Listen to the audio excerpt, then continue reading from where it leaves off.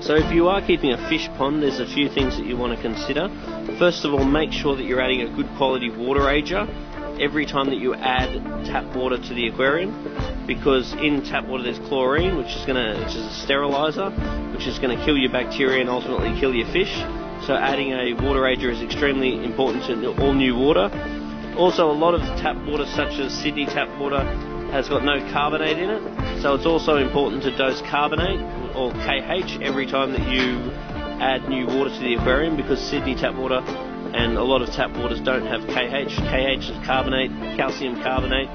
It's very important to the fish, and not having this in the water is not unlike having no calcium in your diet, which doesn't end well. So dosing this with new water is really important. When you start out your pond, it's also worth putting a bit of aquarium salt in the pond.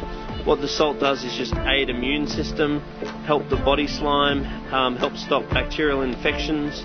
It's just really worthwhile. It increases your general hardness, and you dose this according to the water that you remove. So those two there, you actually add when you're adding new water. This one here, you dose to the water that you remove, because the salt does not evaporate. So therefore, as the water evaporates, if you add salt every time you add new water, your salt level will slowly raise. It's also very important to feed the fish a high quality food, because the higher the quality food that you add, the less waste is produced in the pond, and the fish eat surprisingly a little amount. If you look at your pond and see that the water's cloudy, then it's a good idea not to feed the fish at all. If the water's quite clear, then you do want to feed the fish. Generally, if you're not trying to majorly grow your fish, I'll feed them a couple of times in a week in summer and not at all in winter, or hardly at all in winter.